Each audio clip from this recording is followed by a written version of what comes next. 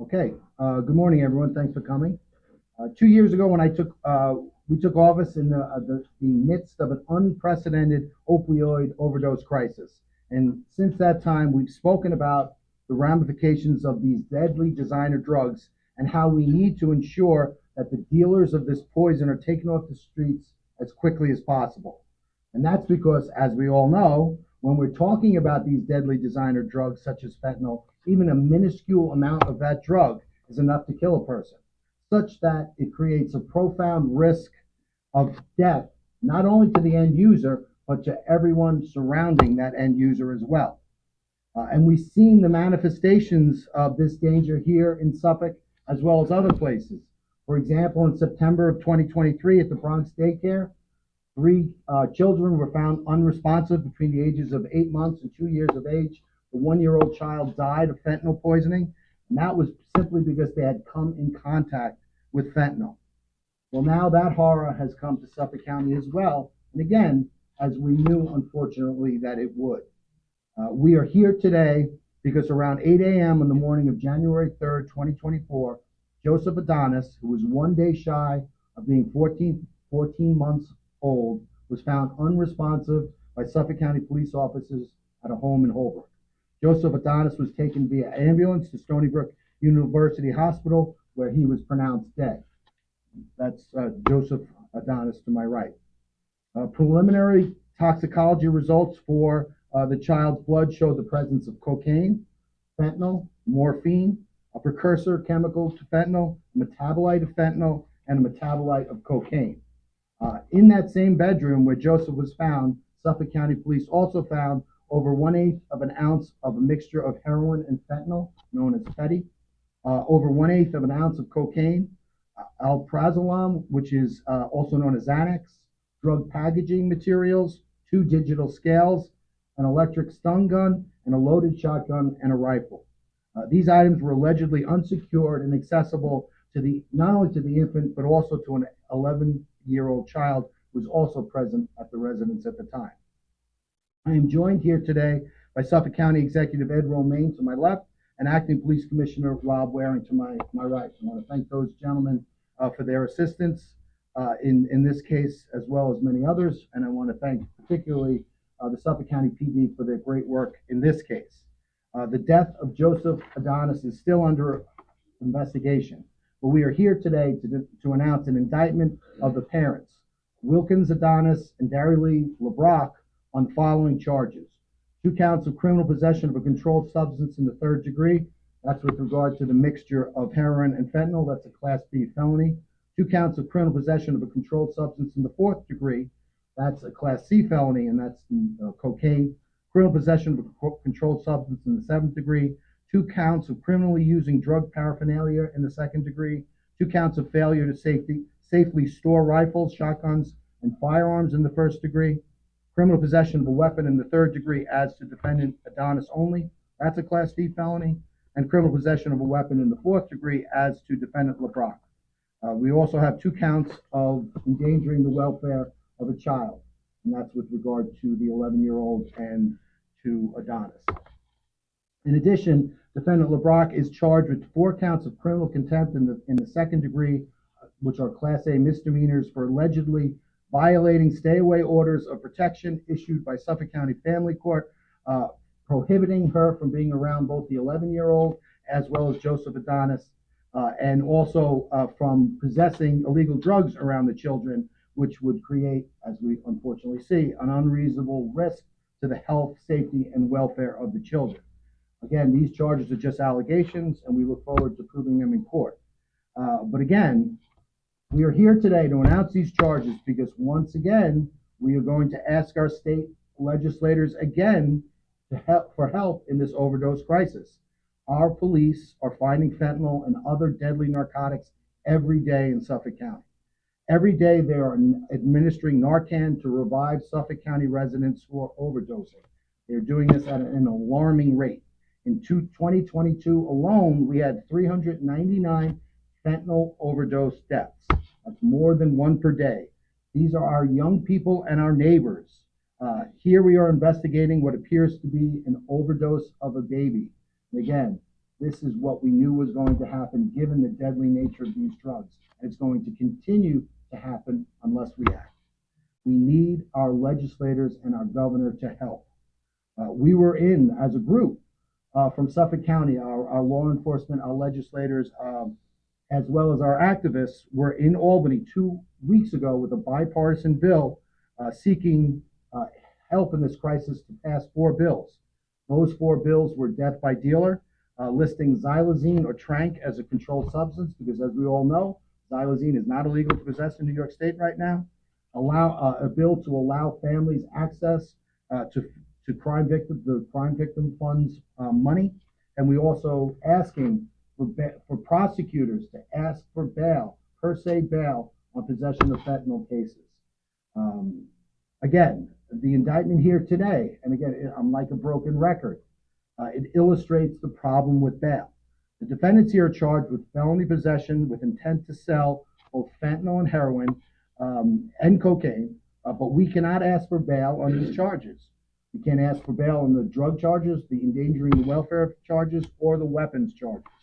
For the defendant Adonis, we're only able to ask for bail on an open case he had at the time of the now alleged crimes. He has an open bench warrant for criminal possession of a controlled substance in the 7th degree, among other charges. And on that case, we asked for $100,000 bail. The court ordered $50,000 bail. Again, but for the fortuitous circumstances of those open misdemeanor cases, this defendant would not be is not bail eligible, and would be released. As to defendant Leibrock, we are only again able to ask for bail because she had an open case at the time of these new alleged crimes. She's bail eligible on criminal contempt charges for her violation of that family court order of protection. That's why we have to ask for bail on the old case. As to the new case, the defendant is not bail eligible, and but for those pre-existing charges, she again would be released. We need the help of our legislators. We've been saying that. We need help with some common sense changes. Our young people are dying, younger and younger. Our young people are dying. Young children are dying. This is a crisis. We need to act. So once again, I urge the governor and our legislators to act, to react to what's happening out on the street, and to do something about it. To not talk about it, to do something about it. Those 4 bills are a good first step. There needs to be more. So we'll leave it at that. And again, I want to thank the Suffolk County Police Department for their partnership. I want to thank our new county executive for his partnership, and I just want to introduce Ed Romaine at this time. Thank you all. Thank you, Ed. Such a pleasure to work with a DA that is concerned about the safety of this county and the people that live in it. But what does it say about a society that cannot protect its children from the ravages of this opioid and drug crisis that we find ourselves in? We are truly at a point of crisis. What does it say about a state that, but for the research and work of the DA, would have these 2 people walk free? I think there's a case to be made for cashless bail, but that case should be made on a case-by-case basis by judges, and not by a gubernatorial legislative decree that allows people of this nature to walk free. We need changes in the law. The 4 bills that the DA has talked about are 4 bills that I strongly support and has strong support from this county. I hope the governor and our state legislators are listening. We need to keep the people in this county safe. We need to make sure that the criminals don't run rampant, that we are not inundated with an opioid and drug crisis that's so devastating and widespread that little children are being affected. Again, if we can't protect our children, who can we protect? This is about the safety of our families, the safety of our community, and I thank the DA for his leadership in this, and I'll let him introduce our acting police commissioner who's doing a great job. He's a chief of our department and now our acting commissioner as well, with 39 years in just about every position in that police department. Someone that's qualified, experienced, and knows the challenge ahead. And we do have a challenge. And we are, the three of us and a lot more, are united in this fight. Save our county, to save our state, save our children. Thank you. Thank you for those words, Ed, and I just want to now introduce our acting police commissioner, Rob Waring.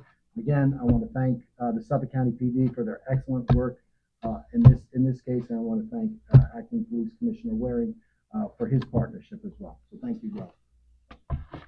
Good morning, everybody. Thank you, District Attorney Tierney and County Executive Romaine. Suffolk County continues to struggle with opioid addiction, and despite our best efforts, people are still dying from overdoses. Fentanyl is 50 times stronger than heroin and 100 times stronger than morphine. It is a major contributor to fatal and non-fatal overdoses, and we see its deadly consequences over and over again. I would like to thank the members of my department who recognized the severity of this incident and held the scene to obtain a search warrant to gather all appropriate evidence in this case. I commend the district attorney and his office who will prosecute these defendants to ensure that they are held accountable for this heartbreaking tragedy. Thank you. Thank you, Commissioner. Does anyone have any questions? Yes. What is the presumed method that this child died? Just because it was loose fentanyl in the air in his bedroom? So when we're talking about fentanyl, 2 milligrams of fentanyl, that which a grain of rice weighs, or basically the size of a mosquito, however you want to quantify it, that's enough to kill an adult. So when you're talking about this drug being cut or mixed, there are infinite ways, even an incidental, infinitesimally small amount of this poison to come in contact with a child and result in that child's death. Again, we've been talking about it, we've seen it elsewhere, and now unfortunately we've seen it in Suffolk. Sure. I mean, I think that there were, that's a subject to separate litigation, but I think there was evidence of this type of activity, and given that evidence, the order of protection was put in place for the defendant to both stay away from the children and to not engage in this narcotic activity in the presence of the children. Is obviously is dangerous, and unfortunately, those orders of protection were violated, and we see the result, the tragic result. There are both defendants have other misdemeanor, had open misdemeanor drug charges as well as other charges. Drug dealing or drug use? I believe criminal possession of a controlled substance, which is a possession charge. So were they at Wilkens's house? They were at a house in Holbrook. Was it the father's house? I believe it was a rental, but I'm not entirely certain. But who lived there? It wasn't the woman, right? I believe they lived in common with one another. Oh, okay. And then the bedroom, the room where the drugs were, right? The weight, the scales and everything. Was that the baby's room?